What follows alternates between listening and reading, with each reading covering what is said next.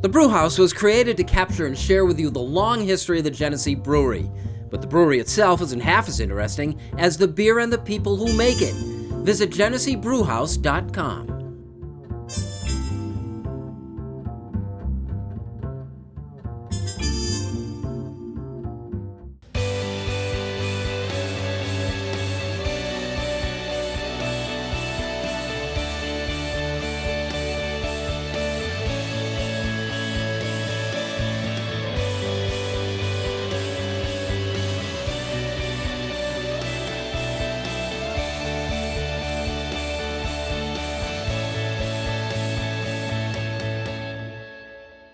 Hello, everyone, and thanks for joining us. This is the Rochester Press Box from the mighty Genesee Brew House. Great to have Greg Keagle back, our Major League veteran, World Series champion, Baseball Hall of Famer.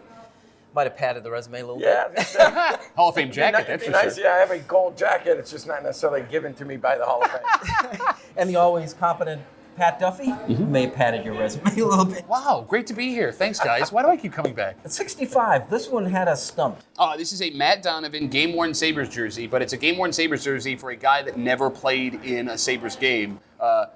He played 1 year for the franchise, played in the preseason, never got called up, but they had to have the jersey ready to go. So I have a game-worn jersey from a guy that never wore it in a game. So I'm guessing this doesn't increase its value. No, in fact, I have his home jersey too. I think I'm the only person on the planet that owns 2 Matt Donovan jerseys, including everyone related to and including Matt Donovan. There you go. Put that on the resume. We'll just use that way next. Also competent. Hey, let's talk World Series. The teams that got there this year seemed to fly in the face of everything else that happened during the regular season. I mean, yeah, Houston, of course, was a dominant team throughout the entire season. But, in the playoffs, you see, they often say baseball's a marathon, not a sprint. And then you get to the playoffs and it becomes the sprint of the playoffs. And, at the end of the day, I'll always say the same thing. Timely hitting, 2-out hitting, starting pitching, and defense still wins championships. See, but starting pitching seemed like all year long, all we heard is it was being devalued, the way the Yankees did things and all the home runs. The Twins verbalized the fact that this is all we're trying to do. And in the end, you've got 2 teams that are 7 pitchers deep in quality starting pitching. Again, I'm going to go back to it that, starting pitchers learn how to pitch without their best stuff. And often with relievers, you watch them come out and literally stuff people out. They have nasty sliders, or they have 2 pitches that are unhittable, maybe 1 pitch in the case of a Rivera, and Aroldis Chapman throwing 90, 103. Starting pitchers, typically in 10 out of 10 games, you have your best stuff in 2. You don't have any stuff in 2. And then what you do in those 6 games in the middle determine whether or not you're a Hall of Famer or doing shows like this and after a couple of years in the game. But, Which is nothing against the shows. Of course. Like this. Yes, of course. It's more the athlete, right? But, at the end of the day, starting pitching, those guys know how to pitch and get outs. And in playoff baseball, it's about getting outs. And if you see a guy 3 or 4 or 5 times, sometimes 2 and 3 nights in a row, that's the advantage hitter, always. I don't care how good your stuff is. I mean, what I find interesting, at least what's going to be interesting, is the Yankees and the Twins, like you brought it up. They pretty much said we're going to hit home runs into the World Series, and it didn't work out. How many general managers are going to stick with that idea? How many years are they going to commit to we don't need pitching and we're going to spend all our money trying to get the ball out of the ballpark? Because just because the Nationals and the Astros are in the World Series, it doesn't mean that it can't be done. But it also doesn't mean with all the success you're having in the regular season, hitting the ball out of the park, that can be done. So what do we have? 2-3 more seasons where a couple of teams are going to try and do this without the pitching before they finally say forget it? And We're bucking a 15-year trend, too. Well, but it's only the first year that it's happening, right? Like, what do you mean bucking a 15-year Well, trend? the whole strikeouts and the home runs have been, increasing. Sure, but that's been the battle, right? Like, is it going to be the dominant pitching or is it going to be the ability to hit?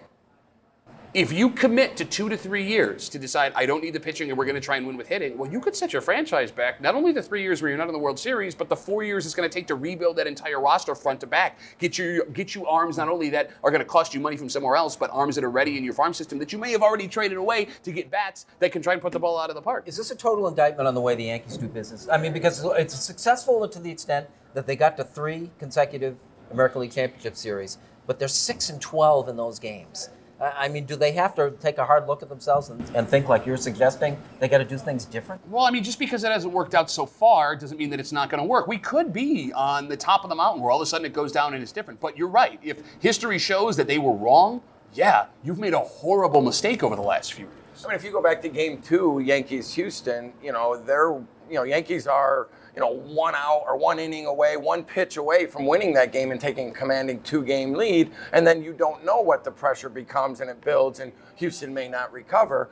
But when you're looking at especially a 7-game series, there are a lot of outs in that 7-game series. I look at the Yankees when I was growing up, and they tried to buy talent. And in my opinion, that's what we're seeing again. Yes, they have some homegrown talent. They are drafting big, strong home run type hitters in your Judge and some of those players.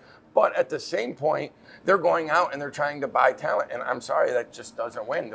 The years that they won, were so dominant through the 90s, it was 4 or 5 core guys that knew the system. They knew the way the Yankees wanted to play. They understood the chemistry of the clubhouse. And then they carried that team, the Jeter, the Mariano Rivera's, and the Jorge Posadas. We are the Rochester Press Box from the Genesee Brew House. We talk Buffalo Bills next.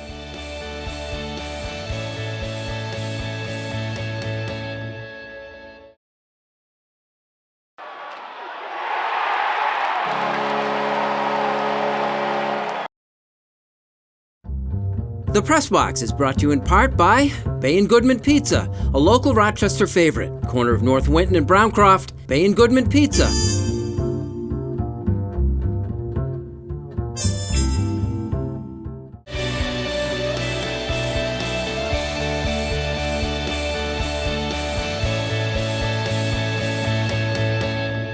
Hello, welcome back. Thanks for joining us. We are the Rochester Press Box from the Genesee Brew House. So when the Buffalo Bills got behind at halftime against Miami, all I could think about was you and how upset you must have been. So I never thought they were going to lose, but I was miserable because the game wasn't even entertaining to that point, and I had been screaming on the air in the break room on CMF all week long, do not discount Ryan Fitzpatrick. And I'm getting phone calls from other people, no,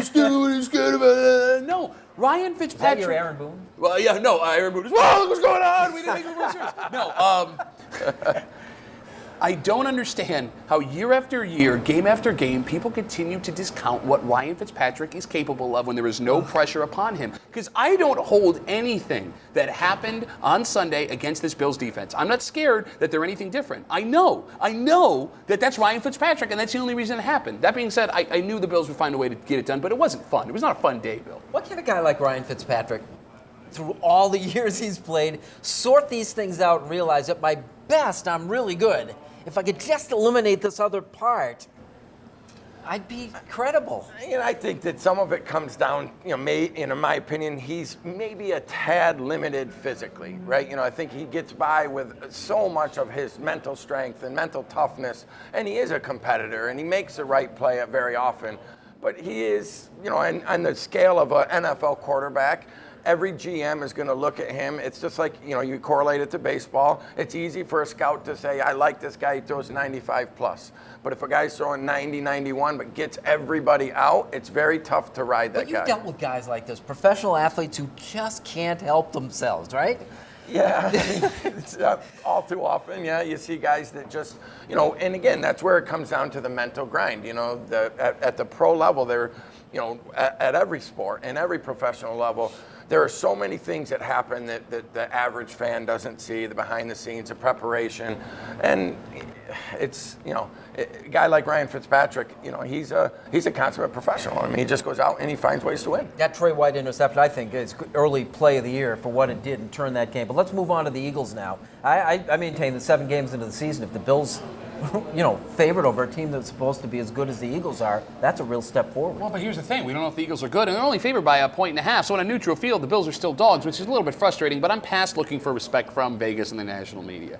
This Eagles, that won't come. And it's not. Unless you go out and beat New England in that second game, it's not going to happen. Yeah. Here's what's so scary about this Eagles team. They have an offense that has a heck of a lot of potential where they're underperforming. They have a defense with a lot of holes that has some really high-end parts. That defensive line is terrifying, and the defensive backfield, which has been a complete tire fire, is getting former Buffalo Bill Ronald Darby back. It looks like he's going to play in Buffalo for the first time from the first couple of weeks. He's been hurt a lot the last couple of years. This Bills team could go in there and win by 17 points. This Bills team could also get beat by 10. I mean, and I think that's where that 1.5 comes from. I don't know if Vegas knows where to put this right now. So, well, the setup is interesting because I think the Eagles are more dangerous because they played so poorly last week. But I think also Buffalo's more dangerous because they almost let the Miami game get away. I think you're 100% right. You have two teams, a desperate team in Philadelphia. You need to win bad here. And a desperate team in Buffalo to go back out and show, like, no, we're a legitimate team here. What happened was all Ryan Fitzpatrick and nothing to do with our defense. Yeah, and coming off of a bye week, when you got a young team like Buffalo, sometimes a bye week actually hurts a young team. There's something about momentum and having rhythm. And when you take a whole week off, that could have led to somewhat of a slow start for Buffalo. And I agree about the Philadelphia call. They played poorly this last weekend. A lot of the national media says, are they really that talented? The question is whether or not they're that talented. But anytime you have a team that has that much talent that really throws a clunker out like they did against Dallas, that becomes a dangerous opponent. Who do you like? I'm a homer, so I'm going to say Bills. All right, I got Philly. I just think they needed more. Okay, you said Philly, and you've been wrong all season. I'm 6-0 against the spread. I'm 2-5. Philly does need it more, but I think that Buffalo, if Matt Milano's good to go on Sunday, Buffalo wins this game. I take Buffalo, and yeah, Buffalo wins this game. All right, we are the Rochester Press Box, presented by the Genesee Brew House. We're at the Brew House. Like It or Not is next.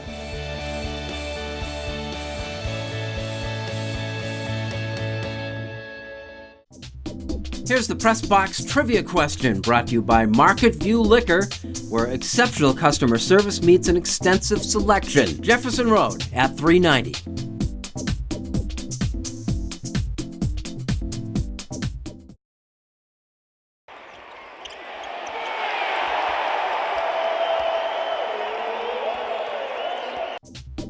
Here's the Press Box trivia answer, brought to you by Market View Liquor, where exceptional customer service meets an extensive selection. Jefferson Road at 390. Welcome back. Thanks for joining us. We're at the Genesee Brew House. This is the Rochester Press Box.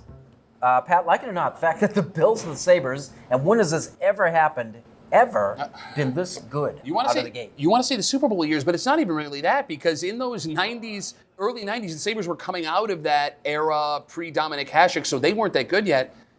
I don't know if it's ever happened. Like, it's always been like a slalom between the Bills are good, the Sabres are good, the Bills are good, the Sabres are good. The Sabres are 5-0 for the first time at home since 1984-85, right? The Bills, if they win this game on Sunday, are going to be 6-1 for the first time since a Super Bowl era. This might be the best season for those two teams combined ever, because you have a legitimate question. And we taped this on, Wednesday. We don't know what happens with the Sabres. You don't know which team is going to lose first. The Sabres could win these next two games. The Bills could win on Sunday, and we could still have the Sabres sitting at one regulation loss and the Bills with that one loss against the Patriots. You find yourself like, what are we doing with myself? Like, I'm just so unaccustomed to being in this position. The game Tuesday night, they go down 2-0 against San Jose, and I'm watching it, and I thought to myself, like, I wasn't even mad. I'm like, well, it had to stop at some point. At least I can now relax and enjoy hockey. And all of a sudden, the Furies comeback starts, and I'm shirtless in my underwear on the end of my bed, screaming at my television. I don't think it's good for my health, but I'm having a really good time. Frankly, it's not good for our health either. I'll send you pictures sometime. Greg, like it or not, the fact that over this 1 week now, we've got that one time during the calendar, we got all four major sports playing. I love it. I think that this is probably one of the best. For me, it's probably my favorite time of year. There's some, the NFL season's deep enough to where we start to see real stories. Certainly, the World Series is, for a baseball fan, is going to be the consummate show. But yeah, I mean, a lot of stories in the NBA. Hockey is, the Sabres are good. So locally, we're certainly seeing, a lot of intensity and a lot of excitement about sports. What do you find you make yourself time for? I mean, does anything get in the way of the World Series? Yeah, unfortunately, dinner and kids and homework and all of that. No, but I think that at this point, this is where the networks really have the pressure on them is how do we stack this right and be able to see as much sports as we can. How do you fit it in? I do. It's Bills, it's Sabres, and then everything after. Like Tuesday night, I'm flipping back and forth between the Sabres and the World Series games. And then I didn't get to watch any basketball. No basketball on Tuesday night for the opener, which was awesome. With the Clippers playing the Lakers? Yeah, exactly. I'm out of time, Bill. I'm out of time. We are the Rochester Press Box. We are presented by the Genesee Brew House. We are at the Brew House. Unfinished Business is next.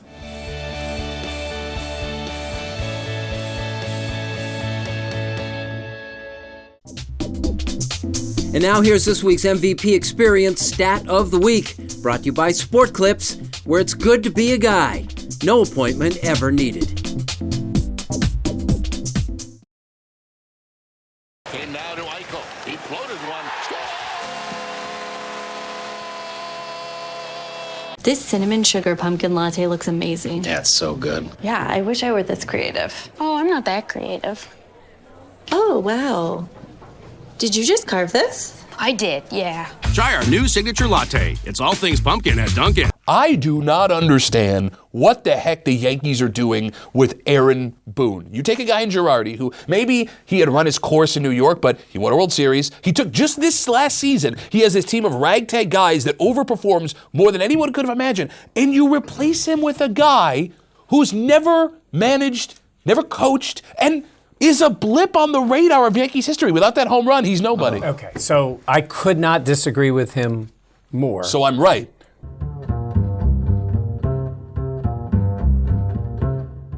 Thanks for joining us. We are the Rochester Press Box, presented by the Genesee Brew House. We are at the Brew House. Unfinished Business brought to you by Dunkin'. America runs on Dunkin'. Pat. Now, as we sit here right now, the Washington Nationals have a 1-0 lead over the Houston Astros, and that's crazy in itself. And there's going to be lots of people watching with a lot of interest at this World Series. But there's one person more than anyone, and that is Bryce Harper. Because Bryce Harper got his money, and good for him. Listen, man, go get your money. This is your job. You got a family to think about. But when it comes to legacy, this kid was supposed to be it. And I mean, he could still be it. Arguably the greatest player we've ever seen at his age coming into Major League Baseball. And a team that was nothing, supposed to be nothing, without him. If this team somehow finds a way to win a World Series the year after he leaves, after all of the disaster he had in the playoffs while in Washington, after essentially looking at them and saying, you don't have enough money to keep me here, can you think of a more embarrassing scenario in sports? And knowing how cerebral baseball can be, is this something that can ruin a guy's career every time he comes to the plate? He's reminded that, hey, listen, remember that team that you were leading and you were supposed to be the savior of? Yeah, they did it without you, and they did it the second you walked out the door. If I'm Bryce Harper, I'm doing everything I can to take some of that $250 million I got paid, calling the guys I used to play with and saying, hey, listen, don't look up anything about the Black Sox. I got some money if you want to stay home tonight, because it's a disaster. You know, when is baseball going to go back to building a clubhouse from within and get rid of the analytics in the sport? You know, Moneyball was a great movie and it was a great story during the regular season, but championships are built with defense, with timely two-out hitting, with starting pitching. Pitchers need to know how to be able to get outs in the playoffs and in the World Series. When in a regular season you're seeing third and you're seeing fourth and you're seeing fifth starters, it's easy to look at analytics. But when you're going into a playoff series and you're changing your lineup every single night based on how this guy hit off of this left-hander and he doesn't hit this slider well, I just don't want to see that become the trend. I want to watch good stories. I want to see good teams. I'm watching a Nationals team that plays well together. They have young kids. They do it with defense and speed and starting pitching. You watch the Red Sox, which is maybe in this area not the team we want to talk about, but we watched the Red Sox do it a couple of years ago. At the end of the day, chemistry, defense, pitching, that's what's going to win championships. Let's stay in a baseball vein. So you ask, what was the best World Series ever played? I offer you 1960. The New York Yankees, the Pittsburgh Pirates were in that World Series. They won their leagues easily that season. This was when there were only 8 teams in each league, and the winner went to the World Series. Things were much simpler back then. The New York Yankees absolutely hammered the Pittsburgh Pirates in 3 games. They won by scores of 12-0, 10-0, and 16-3 for a run differential of 35. Pirates, on the other hand, managed to squeeze out 3 victories by a total of 6 runs. So they wind up meeting in a Game 7. They go 9-9 into the bottom of the 9th inning, and Bill Mazeroski wins the game with a walk-off home run in the second pitch of the bottom of the 9th inning off Ralph Terry, the only walk-off win in a Game 7 in World Series history. That's what baseball is all about. A team that absolutely gets hammered manages to squeeze out their 3 victories and then wins it when you can't predict what's going to happen in Game 7. Those Yankees, the 55 runs they scored in that World Series, still a record. Bobby Richardson was the MVP of that World Series. From the Yankees, the only time a loser has been named the MVP of the World Series. Bill Mazeroski with the home run 41 years later, he goes to the Hall of Fame. Forbes Field is gone. That's where the home run was hit, but a little piece of the left field wall and the place where the ball actually landed is marked as a shrine still to the best World Series ever played, the one in 1960.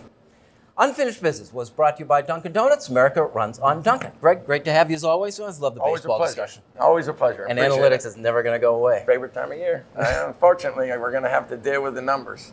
Pat? Not a numbers guy either. Go Bills. All right. Thank you for joining us. We'll see you next week with the Rochester Press Box.